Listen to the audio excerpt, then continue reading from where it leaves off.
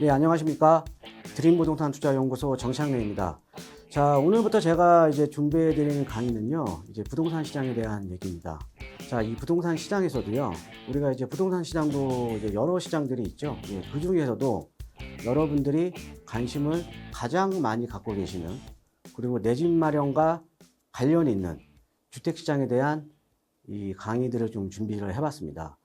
자, 최근에 보면 시장이 과거하고 비교해 봤을 때 상당히 많이 변했죠. 시장 자체가요. 그래서 뭐 과거에 보면 사실은 어떻게 보면 아파트 청약이라던가 아니면 뭐 아파트 갭 투자라든가 아니면 재개발 재건축을 통한 뭐 내 집 마련이라던가 여러 가지 이제 방법들을 어떻게 보면 이제 투자를 해서 우리가 이제 내 집 마련을 하셨는데, 근데 이제 그렇게 이제 내 집 마련을 했던 시기와 지금의 부동산 시장 자체가 상당히 많이 변했습니다. 그리고 내 집 마련하기도 지금 너무 어려워졌다라는 거죠. 예, 그래서 지금 우리가 시장이 달라졌기 때문에 우리가 어떻게 보면 내 집 마련에 대한 전략 아니면 이 주택시장에 대한 전략 자체도 여러분들께서 많이 지금 이제 생각들을 하셔야 되거든요. 그래서 오늘부터 이제 제가 강의해 드리는 강의가 이 내 집 마련을 이제 주제로, 예, 그래서 어떻게 시간이 달라졌는지, 그 다음에 어떻게 투자를 하셔야 되는지, 그 다음에 이제 뭐 소액 투자와 관련된 내용들,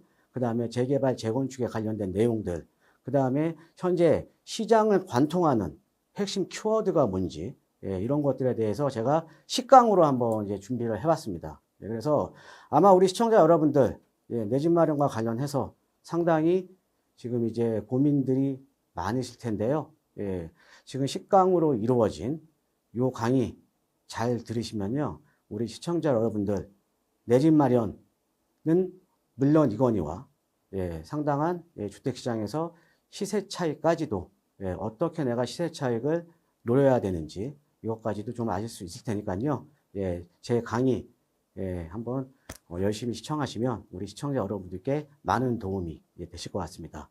자, 총 10강으로, 예, 이루어진 강의 중에요. 첫 번째가 입지에 관한 내용입니다. 입지에 관한 내용. 자, 우리가 부동산은 입지다. 예, 이런 말씀 많이 들어보셨죠? 예, 자, 그런데 이 주택시장에서도요, 입지가 상당히 중요해요. 그런데 입지가요, 여기 보시면은 2040 서울 도시기본계획이라고 지금 나와 있죠. 예, 이 2040, 예, 서울의 도시기본계획이 이제 나오면서, 이제 발표가 되면서, 예, 입지에 대한 중요성이 더욱더 중요해졌습니다. 예, 그래서 이런 그런 주제를 바탕으로 해서 한번 1강, 예, 강의를 한번 제가 준비를 해봤는데요.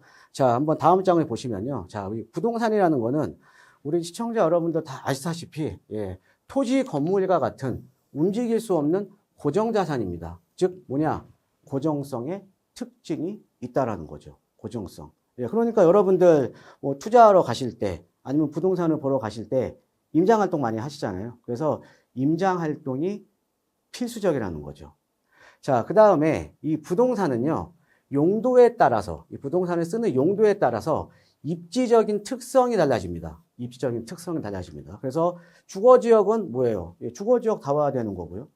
그 다음에 상업지역은 상업지역 다 와야 되는 거고, 그 다음에 산업용지는 또 공장 용도로 쓰거나 이런 어떻게 보면 용도 지역에 맞는 지역적인 특성이 있다라는 거죠.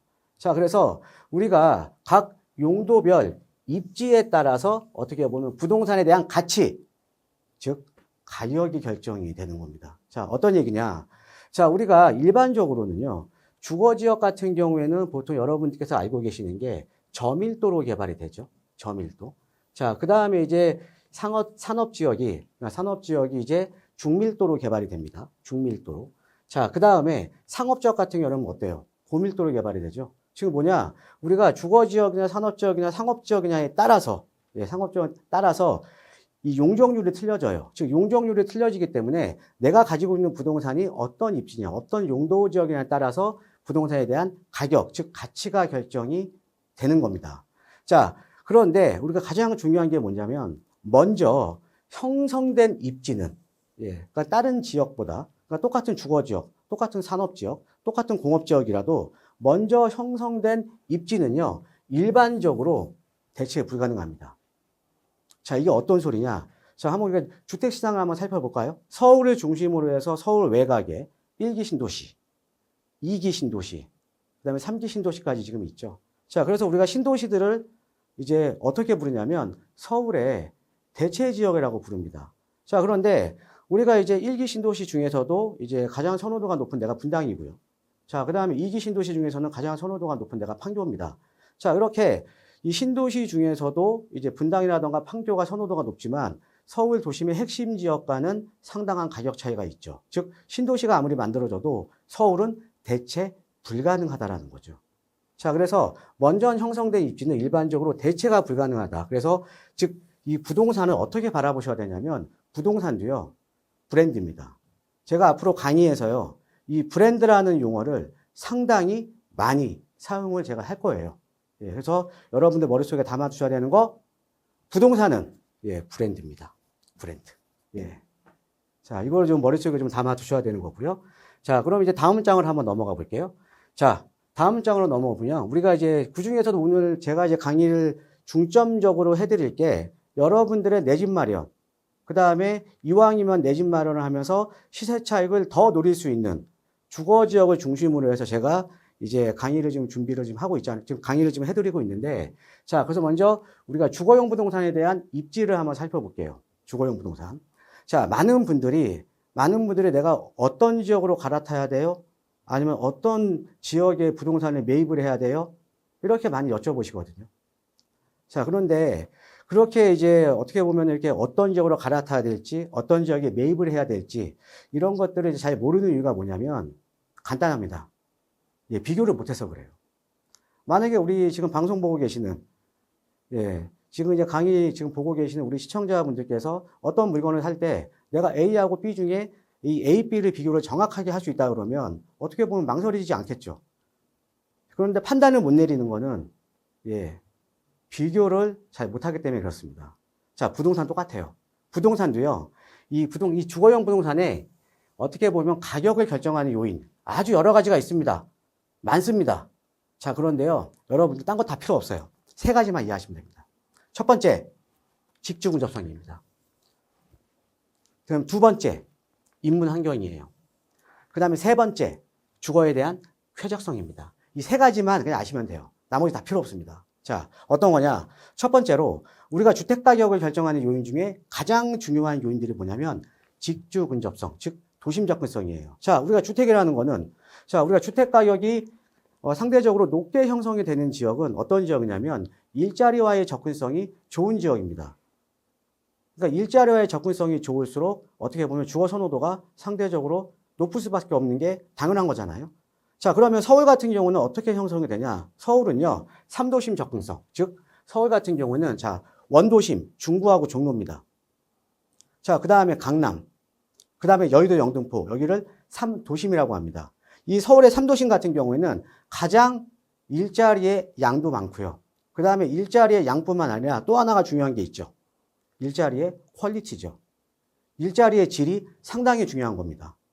자, 우리가 서울 도심권 내에서도 일자리 많은 데 많습니다. 예를 들어서 뭐 이제 가산 디지털 단지 아니면 구로 디지털 단지. 일자리의 양은 많죠. 근데 상대적으로 도심부와 비교해 봤을 때 일자리의 퀄리티가 상대적으로 떨어지다 보니까 주택 가격은 그렇게 높지가 않죠. 자, 그러면 서울 도심에서 가장, 우리가 서울을 봤을 때 3도심, 이 3도심이 가장 일자리의 양과 질이 좋은 지역이죠. 그래서 서울은요, 3도심과의 접근성에 따라서 주택가격이 결정이 됩니다. 자, 그래서 우리가 보면 여러분들 대표적으로 강북 지역에 이런 얘기 많이 들어보셨을 거예요. 마용성. 마용성 어디입니까? 마포, 용산, 성동. 그죠? 예, 강북 지역에서 가장 선호도가 높은 지역들. 이 마용성, 요 지역들의 공통점은 뭐냐면요. 도심과 인접해 있습니다. 마포 같은 경우에는 여의도와 원도심. 그 다음에 성동 같은 경우에는 원도심과 강남. 그 다음에 그 중에서도 가장 가격이 비싼, 예, 많은 투자자분들이 갖기를 원하는 용산 같은 지역은 뭐예요? 3도심의 정중앙에 있죠. 그렇죠? 그래서 여러분들, 이 직주 근접, 이 주택 가격을 결정하는 요인 중에 가장 중요한 게 바로 3도심 접근성입니다. 예, 그래서 내가 만약에 비슷한 투자 금액으로 어떤 지역에 아파트를 사고 싶다. 아니면 재개발, 재건축에 투자를 하고 싶다. 그러면 상대적으로 비슷한 투자 금액이면 도심과의 접근성이 더 좋은 지역을 우리 시청자 여러분들께서 선택을 하셔야겠죠.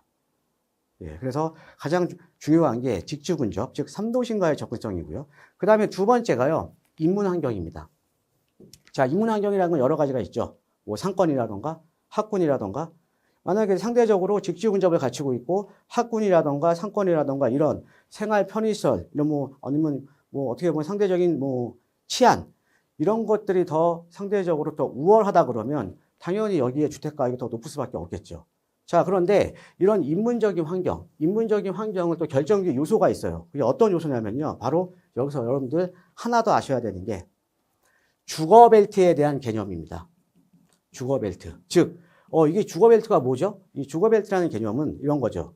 주택시장에서 가장 이제 선호도가 높은 주택은요, 아파트죠.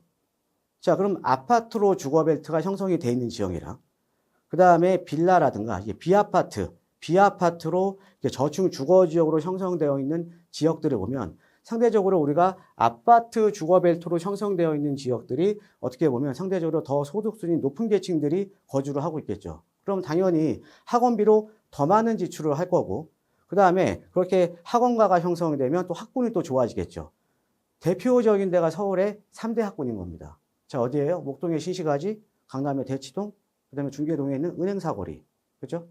자, 그래서 여러분들 이 인문적인 환경은 주거벨트에 따라서 주거벨트에 따라서 이제 결정이 되는데, 우리가 상대적으로 직주와 인문적인 환경을 갖추고 있으면 더욱더 주택 가격이 높다라는 거죠. 자, 그 다음에 여러분들 가장 중요한 내용입니다. 바로 주거에 대한 쾌적성이에요. 주거 쾌적성. 이게 왜 중요하냐? 자, 우리가 그러니까 이 직주 근접을 갖추고 있고요. 인문적인 환경도 갖추고 있고 주거에 대한 쾌적성까지 갖추고 있다. 만약에 그 지역이 대표적인 데가 서울에서 가장 비싼 지역이 한강벨트 아닙니까? 한강변 라인들 아니면 주변에 공원이 있다던가 이런 지역은 상대적으로 주택 가격이 더 높게 형성이 되죠. 자, 그런데 제가 직주 근접도 중요하고 인문적인 환경도 중요한데 주거 쾌적성을 제가 더 중요하게 제가 지금 말씀을 드렸어요. 이게 어떤 내용이냐? 자, 우리 시청자 여러분께 지금 방송을 보고 계시는 분들께서 내가 만약에 더 많은 시세 차익을 누리고 싶다. 내 집 마련을 하면서 또 다른 지역보다 더 많은 차익을 얻고 싶다라고 하면요. 이 직주 근접을 갖추고 있고 인문적인 환경을 갖추고 있으면서 주거 쾌적성을 많이 따져셔야 됩니다. 즉 어떤 거냐? 자, 상대적으로 소득 수준이 높은 계층들이 유입이 될 지역에 내가 먼저 선점을 해야 되는 거거든요. 자, 그러면 상대적으로 소득 수준이 높은 계층들은 어떤 지역을 선호를 하냐면 바로 주거에 대한 쾌적성이 높은 지역을 선호합니다. 즉 어떤 거냐? 내가 상대적으로 소득 수준이 높을수록 직주 근접에 대한 민감도는 좀 낮아져요. 왜요? 번잡한 데 싫어하죠. 반면에 주거에 대한 쾌적성이 높은 지역을 선호하거든요. 자, 그래서 우리가 강남구 같은 데도 보면 우리가 테헤란로 쪽에 주거벨트가 있고요.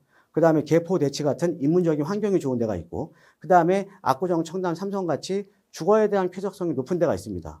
자, 그런데 그 중에서도 가장 가격이 낮은 데는 직주 근접이 좋은 테헤란 벨트 쪽이죠. 상대적으로 가장 가격이 높은 데는 어디예요? 주거 쾌적성이 높은 지역이죠. 그죠? 자, 그러면 내가 직주를 갖추고 있고 인문적인 환경을 갖추고 있고 가장 많은 차익을 누리고 싶다. 그럼 바로 뭐예요? 주거에 대한 쾌적성을 여러분들 많이 따지셔야 됩니다. 그래서 많은 투자자들이 지금도 계속 유입이 되고 있고 그 다음에 계속적으로 갈아타기를 시도하는 지역들이 어디예요? 바로 대표적으로 한강벨트. 자, 그 다음에 지역으로는 또 어디예요? 용산 민족공원이 조성이 되는 100만 평 정도의 공원이 조성이 되는 용산이라는 거죠. 자, 그래서 여러분들 이 주거용 부동산은 이렇게 직주 근접과 인문적인 환경과 주거 쾌적성에 따라서 주택 가격이 결정이 된다라고 이해를 하시면 될 것 같습니다. 어렵지 않죠? 되게 쉽습니다. 예. 자, 그럼 이제 다음 장 넘어가 보면요. 자, 그래서 이 주거용 부동산은요, 소득 수준에 따라서 민감도가 틀리다. 자, 소득 수준이 낮은 계층일수록 어때요? 먹고 살기 바쁘잖아요. 자, 직주 근접에 대한 민감도가 높겠죠. 그렇죠? 그래서 우리가 보통 새롭게 결혼하셔서 새롭게 이제 신혼생활을 하시는 분들이 가장 원하는 지역이 어디예요? 역세권에 있는 아파트입니다. 예, 빨리 돈 벌어야죠. 그렇죠? 예, 즉 소득 수준이 낮을수록 직주 근접에 대한 민감도는 높을 수밖에 없고요. 반면에 소득 수준이 높을수록 직주 근접에 대한 민감도는 낮습니다. 반대로 주거 쾌적성에 대한 민감도가 높은 거죠. 예, 이거를 꼭 머릿속에 좀 담아두시면 좋을 것 같습니다. 자, 그 다음에, 자, 입지에 투자하라. 알죠? 근데 여러분들 지금 지금 보세요. 지금 시장 현황을 한번 놓고 보자고요. 자, 최근에 여러분들 수도 없이 들었던 내용이 어떤 거냐면, 입지에 따른 선호도, 양극화. 우리 집은 안 올라. 그런데 다른 집은 많이 오른대요. 그죠? 엄청나게 많이 들어보셨죠? 자, 우리가 이런 거죠. 자, 전체적으로 안 오르면 내 마음이 아플 것도 없어요. 그런데 내가 가지고 있는 주택만 안 올라요. 다른 지역은 많이 오르는데. 예, 상대적인 박탈감이 크죠. 근데 최근에 양극화 엄청나게 되고 있죠. 그렇죠? 자, 우리가 지금 한강벨트냐 아니냐, 서울에서도. 그 다음에 크게 보면 이제 서울, 수도권 지역에서도 서울이냐 아니냐. 또 서울 내에서도 뭐 강북 지역에서 마용성이냐 아니면 노도광이냐. 그죠? 자, 그 다음에 수도권이냐 지방이냐. 입지에 따른 양극화가 엄청나게 지금 심화되고 있습니다. 그래서 우리가 일반적으로는 알아. 부동산은 입지가 가장 중요한 거야. 입지가 가장 중요한 거야. 다 알고 계시잖아요. 자, 그런데 요 내용이 2040 서울 도시기본계획이 이번에 엄청나게 개편이 됐습니다. 엄청나게 개편이 되면서 입지에 대한 중요성이 지금은 과거의 어느 때보다 더욱더 중요해졌어요. 즉, 제가 먼저 말씀드리면 상업지역이냐, 공업지역이냐, 주거지역이냐, 이제 상관없습니다. 가장 중요한 건 입지예요. 자, 간단하게 한번 살펴보면 2040 서울 도시기본계획에 7대 목표가 있습니다. 7대 목표는요. 자, 보행 일상권 조성, 그 다음에 수변 중심의 공간으로 재편하겠다. 그게 대표적인 데가 한강변 라인이죠. 자, 그 다음에 기반시설 입체하겠다. 왜 그래요? 서울에 땅이 없으니까. 이제 다 위로 올려야죠. 그죠? 자, 그 다음에 중심지 기능도 혁신하겠다. 또 UAM 같은 미래교통 인프라, 그 다음에 탄소 중립 안전도시, 그 다음에 도시계획의 대전환. 여러분들은 여기에 지금 포커스를 좀 둬야 됩니다. 도시계획이 어떻게 변했냐를 제가 좀 설명을 좀 간단하게 이제 드릴 겁니다. 먼저 크게 보면 우리가 얼마 전까지만 해도 서울의 재건축이나 재개발할 때 아파트 층수가요 35층 이하로 지어야 돼. 만약에 아시는 분들은 좀 아실 겁니다. 과거에는 무조건 서울에 아파트 지으면 입주와 상관없이 그냥 35층 이하야. 35층 이하. 네, 이런 식으로 다 알고 계셨거든요. 자, 근데 여러분 지금 어때요? 한강변의 성수 전략정비구역 70층 개발입니다. 압구정동 70층 이렇게 막 얘기 나오고 있죠. 그렇죠? 자, 그다음에 음마 같은데 49층. 그다음에 여러분 잠실중흥 5단지 같은 경우도 잠실역 일대 잠실중흥 5단지는 이제 49층. 이런 식으로 지금은 층수에 대한 제한도 완화됐어요. 그래서 예전에는요.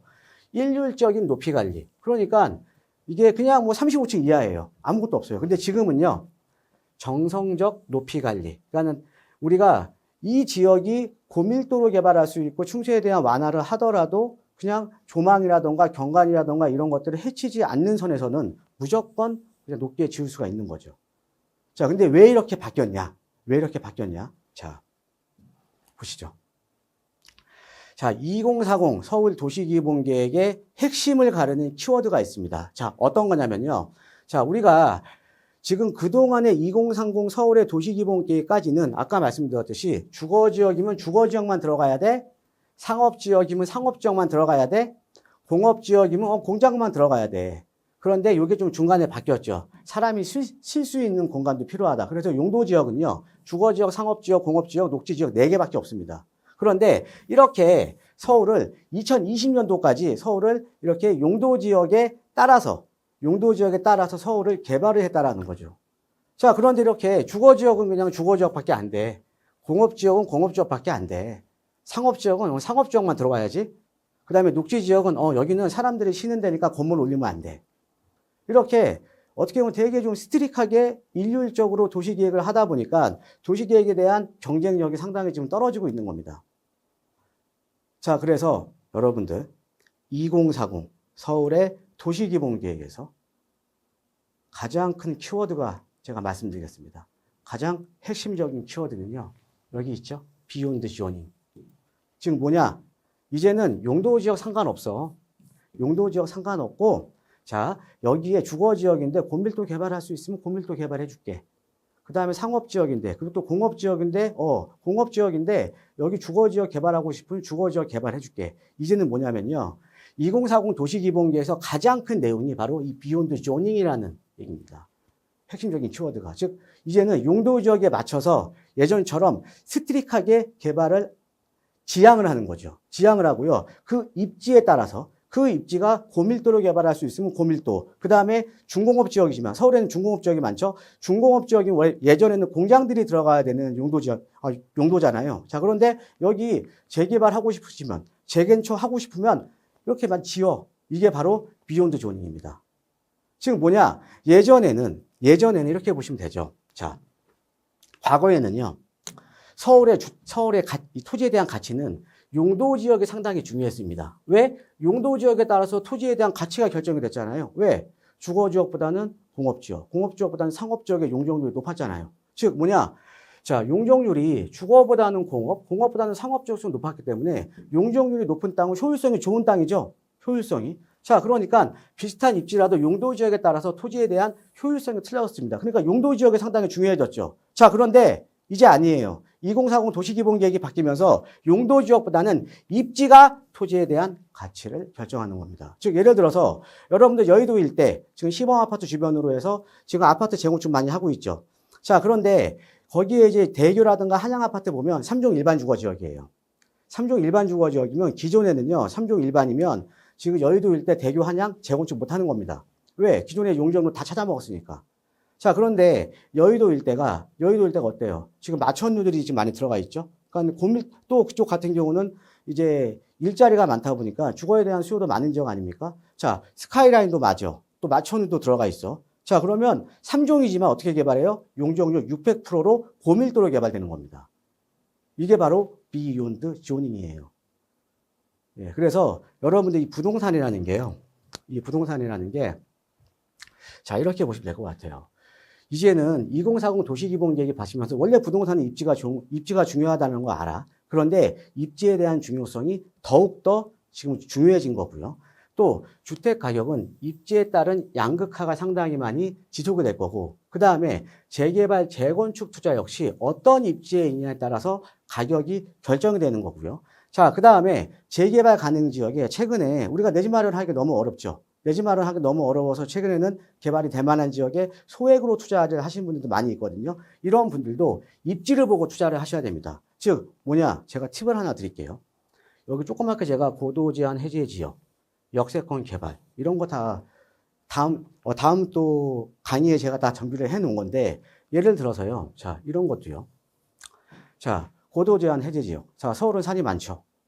서울에 산이 많습니다. 산이 많은데 예전에 이 고도 제한이요. 너무 스트릭하게 지금 지정된 지역들이 너무 많았다라는 거죠. 그리고 고도 제한을 하지 않아야 되는데도 고도 제한을 지정을 했던 지역이 너무 많습니다. 자, 그런데 최근에 여러분들 고도 제한 해제에 대해서 많이 들어보셨죠? 그죠? 자, 지금은요. 산의 경관을 가리지 않는, 산의 조망을 가리지 않는 선에서는요. 지금 고도 제한 다 해제해주고 있어요. 자, 그러면 아직 해제되지 않은 지역들이 있는데 이 지역이 개발 압력이 상당히 높아. 즉 노후도가 높아. 그럼 이런 지역들은 내가 만약에 선점해서 투자를 한다 그러면 고도 제한은 어쩔 수 없이 풀리게 되겠죠. 왜? 지금 도시계획 자체가 바뀌었으니까. 그럼 이런 데는 내가 왜요? 얘기가 안 나왔을 때 소액으로 비교적 선점해서 투자해 놓고 시간 투자를 하시면 내가 상당한 시세 차익도 노릴 수가 있겠죠.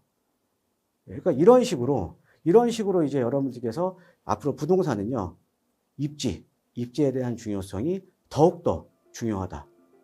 그래서 입지를 보고 투자를 하셔야 된다. 재개발, 재건축 아무 때나 투자하시면 안 돼요. 입지가 가장 중요합니다.